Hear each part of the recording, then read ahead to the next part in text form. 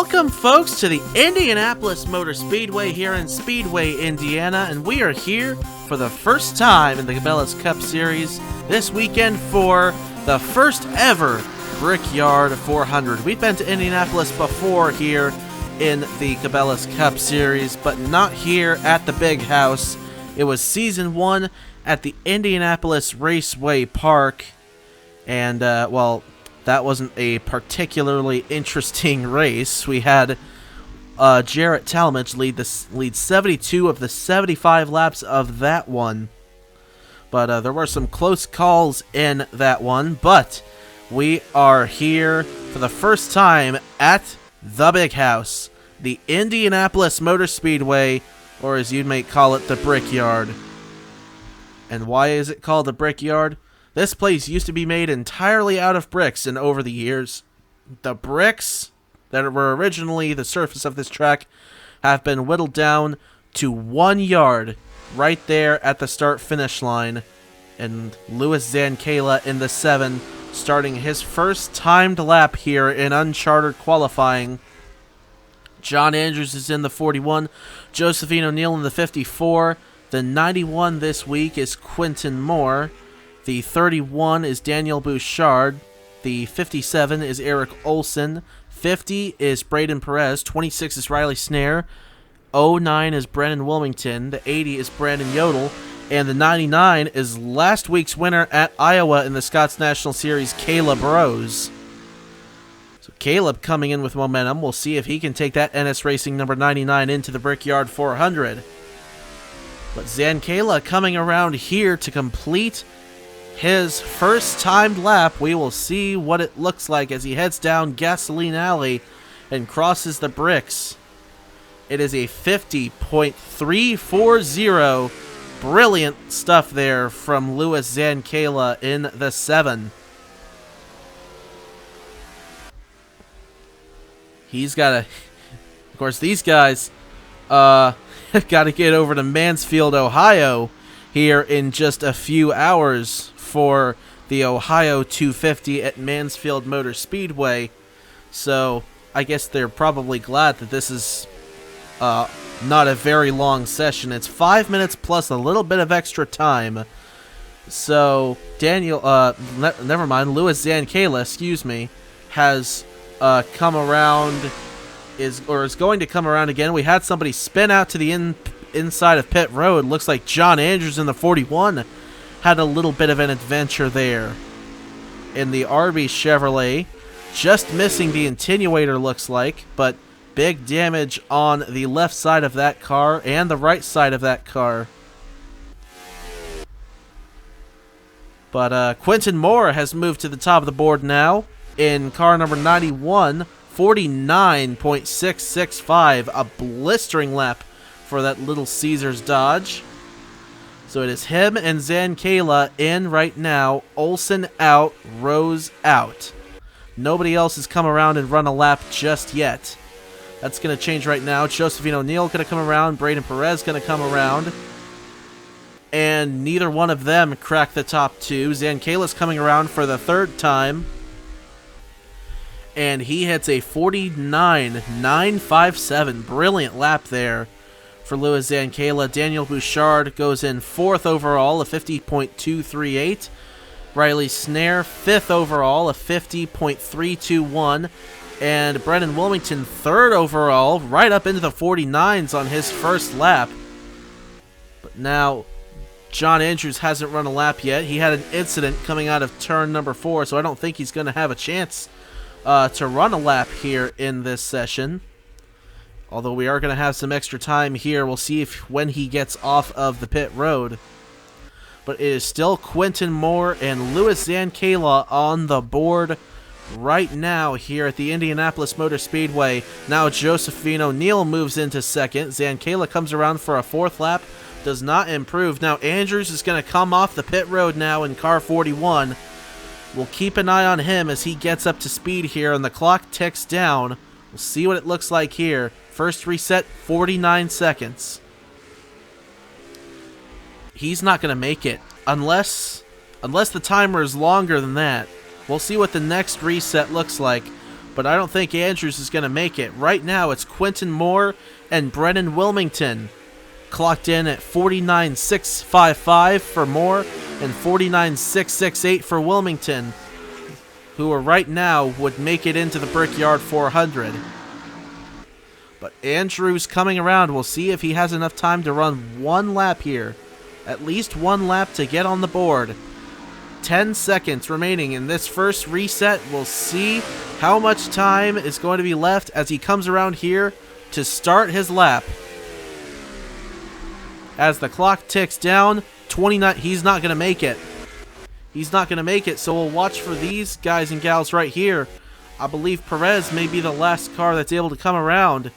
Here's Yodel right here in car 80. Not going to improve, so what about Rose, O'Neill, and Perez coming down Gasoline Alley here as the seconds tick away. And it doesn't look like anything's going to change. It will be Quentin Moore and Brennan Wilmington advancing to the Brickyard 400 here at Indianapolis. Eric Olson going home. O'Neill, Snare, Zankala, Yodel, Bouchard, Perez, Rose, and John Andrews due to whatever incident he had in his first attempt at doing an outlap. Let's go back and take a look at what happened to him up in the turn 4 end of the racetrack before he even had a chance to really go out and do a lap right here at turn 4. Oh, it was Caleb Rose. Caleb Rose up into him, sent him up in the turn 4 wall. Let's take a look here. So going through turn 3 and 4, it looks like Rose just dives it in on the inside. Andrews right up to the wall, and Rose right there turns him around. And right to the pit entrance went John Andrews, and you see an extreme amount of damage on the sides of that car. So that is why Andrews was not able to run even a lap here in uncharted qualifying. Just a tough break for him. But Quentin Moore and Brennan Wilmington will be advancing here from uncharted qualifying to the Brickyard 400. And, well, everyone in this field, we'll see them later on tonight at Mansfield Motor Speedway, including Quentin Moore and Brennan Wilmington. But first, for the top two, we got to head to full field qualifying and set the field for tomorrow's Brickyard 400 presented by Franklin Electric.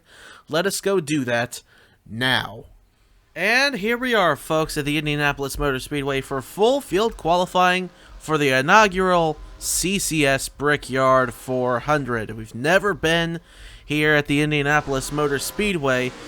Again, we've been in the Indianapolis area at the Indianapolis Raceway Park in season number 1, but never in the history of the CCS so far had we been to the Indianapolis Motor Speedway, and that changes this weekend for the inaugural Brickyard 400 presented by Franklin Electric. And we are here for full field qualifying. The two advancing from uncharted qualifying was Quentin Moore in the 91 and Brennan Wilmington in the 09.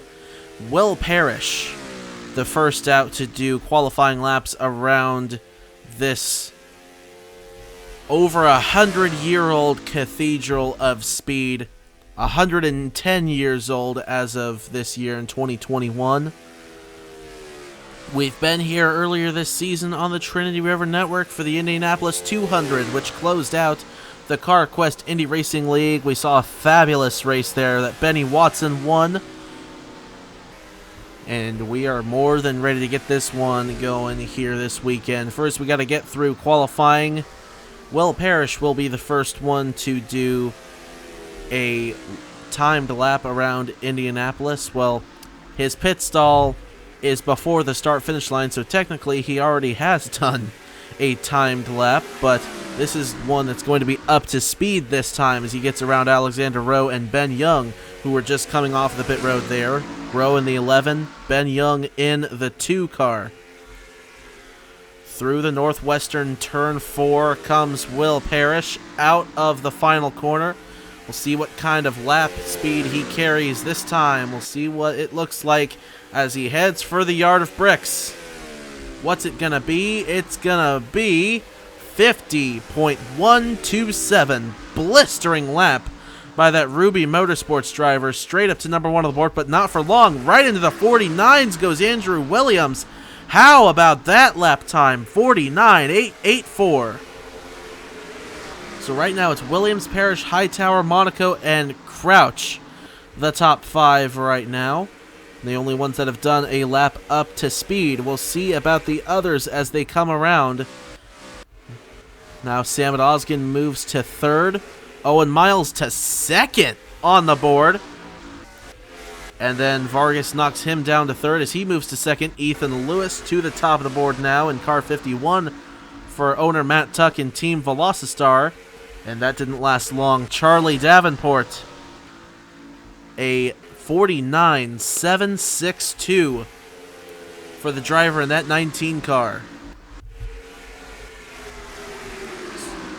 Now the defending Cabela's Cup Series champion, Kanan Biller, having an atrocious season here in Season 3, goes to the top of the board with a 49.537. The Willow Springs winner earlier this season in the Fry's Electronics 500K. I bet he's looking forward to getting back to Willow Springs because he comes into this weekend 33rd in the point standings after the Watkins Glen doubleheader. Had a pretty good weekend at Watkins Glen, actually. Gained 5 positions after the Body Armor 500K.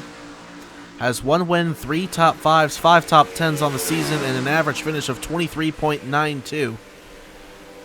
It doesn't sound terrible. Actually, it sounds pretty bad, but he's 204 points out of Trey Smith's points lead. Trey Smith, by the way, comes into this weekend with a 39-point lead over Sebastian Kukulon. Remember, the most points you can get in a race is 48. And considering the fact that the least amount of points you can get in a race is 1, that means it's a 47-point difference.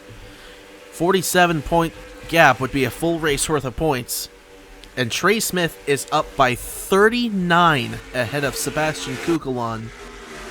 So, after scoring a win in the Body Armor Light 400K and coming back after falling to 36th after getting spun in turn 1 by Beverly Creed in the 500K, coming all the way back for a top 10 finish, and considering the trouble that Darian Arnsdorf ran into, Darian Arnsdorf actually fell from 2nd to 3rd in the standings. He's 52 back after an atrocious weekend at Watkins Glen in that doubleheader. Sebastian Kukulon finished 2nd on Sunday. Did not have a good race on Saturday, but finished 2nd to Mitchell Collins in the 500K. As you see Trey Smith here, we're tracking along with him here as he gets around Eric Monaco and Ben Crouch. We'll see what kind of lap he gets this time. It was a 49.799 the last time through to put him 25th on the board. What's it going to be this time for Trey Smith? It's going to be a 50.630, definitely because he got held up in traffic there. That's definitely not the lap times he needs to be getting if he wants to get up further in the field. We're on the 2010 revamped version here, a fabulous version of Indianapolis. Full marks to the revamped Reloaded guys for putting together this version of Indianapolis. Clearly, it's one of, if not the best on NR right now, and this I they put together here is just unbelievably good. But goodness gracious, I wasn't even looking at the standings. I was tracking what Trey Smith was doing, but Kanan Biller put up a 49.188 to strengthen his grip on the pole position here for the Brickyard 400. There he is over in turn number 2. It's Biller, Miller, Fragniti, Lewis, then Wilmington, Osgen, Thompson, Stapleton, Durrani, and Nathan Smith, the top 10 right now here in Brickyard 400 qualifying. I don't know if anybody's going to have anything for Kanan Biller. He has a rocket right now here in qualifying at Indianapolis. May not be in championship contention at this point, coming into race 26 of 32. 7 races remaining in the season before we crown a champion. And I mentioned how the biggest gap one could have from first to last at the end of a race is 47 points, as far as points being awarded at the end of the race. So 47 times 7 is 329 points. So technically, that would mean that every single full-timer is still in championship contention, albeit most of them are long shots. And really, in fairness, quite frankly, I think second place might even be a long shot depending on how Trey Smith does this weekend, because 39 points, that is a massive gap under the point system that we are using here in Season 3. So Kugelon is also going to have his work cut out for him. And Arnsdorf, who went into the Watkins Glen double-headed weekend, the points leader, now 52 back of Trey Smith after that double-headed weekend. He's definitely going to have his work cut out for him. Also, Arnsdorf right now here in qualifying 32nd on the board here at Indianapolis. Sebastian Kugelon in the 82 car is 29th. And Trey Smith all the way up to 13th. Well, I'll tell you what, I'd like to think that the favorite, though, this weekend could be Benny Watson. After winning the Indianapolis 200 in the CarQuest Indy Racing League, he knows his way around the Indianapolis Motor Speedway. But we'll see where Watson is on the board right now, 41st. So, maybe it doesn't translate over from Indy cars to stock cars. I don't know. Watson, bless his heart, he hasn't won since before the All-Star race, but he has 3 wins on the season. He vaulted up to 6th in the standings after the Body Armor 500K. So he has 3 wins, 4 top 5s, and 6 top 10s this season. Average finish position of 20.08. He's actually tied with Ben Crouch in that regard. Crouch, a 2-time winner this season. Watson has 3 poles this season, but he's coming into this weekend 98 points behind Trey Smith in the standings. That is over 2 races worth of points that he is behind by, and really that is because of the massive leap that Smith got in the Body Armor 500K with that incredible comeback he made from 36th all the way to be finishing inside the top 10. But now, as the clock ticks down, we'll see if we're going to get a reset here in qualifying, or it's over and Kanan Biller is going to be on top of things. And we're going to have 29 more seconds here, so clearly this is the second reset. But Kanan Biller still on top of things right now in car number 95. There he is. 49.188. Looks like he may lead the field to the green flag here unless things change at the last second. It's going to be him, Miller, Fragniti, Lewis, Wilmington, Osgen, Thompson, Stapleton, Durrani, and Nathan Smith as the clock is going to tick down to 0 here at Indianapolis, and that will do it for Brickyard 400 qualifying here in the Cabela's Cup Series. There's your top 10 right there. We do have an uncharted driver making the top 10 here in qualifying. Brennan Wilmington in the 09 with a 49.388. Great lap time there for that uncharted driver. Has not won in the Scots National Series. Could he sneak one away here at Indianapolis? We'll scroll through the rest of your field here. Does not look like we have any ties here in this qualifying session, but the slowest lap time even outside of the 49s, it's Trey Wright with a 50.095. And by the way, Benny Watson all the way up to 38th from 41st when we were last looking at his time. Trey Smith, the points leader, qualifying in the 13th position. Sebastian Kugelon, second in points, qualifying in the 15th position. Darian Arnsdorf, third place in the point standings, in desperate need of a rally here late in this season. Did not happen in qualifying today, but it could happen on race day. He's rolling off from the 33rd position. Brad Stover comes into this race fourth in the points, and he's rolling off from 14th on the grid. Samet Osgen is going to roll off from 6th on the grid. He's 5th in the points. Obviously, I already saw where Benny Watson is. Ben Crouch in the 74. Going to roll off in this race from the 36th position. Brad Crawford going to roll off from 31st. Beverly Creed going to roll off from the 18th position. And Roy Ribbleton is going to roll off from the 30th position. That is your top 10 points here coming into Indianapolis. But, of course, the two uncharted guys that are going to be in tomorrow's Brickyard 400, Brennan Wilmington, as well as the 91 of Quentin Moore, will need to make their way over to Mansfield Motor Speedway in Mansfield, Ohio for the Ohio 250 in the Scotts National Series later on tonight. But they will be back here at the Indianapolis Motor Speedway for the Brickyard 400 tomorrow. And until then, hopefully y'all are having a good day. Hope everyone's doing all right. Y'all take care, stay safe, and have a good one.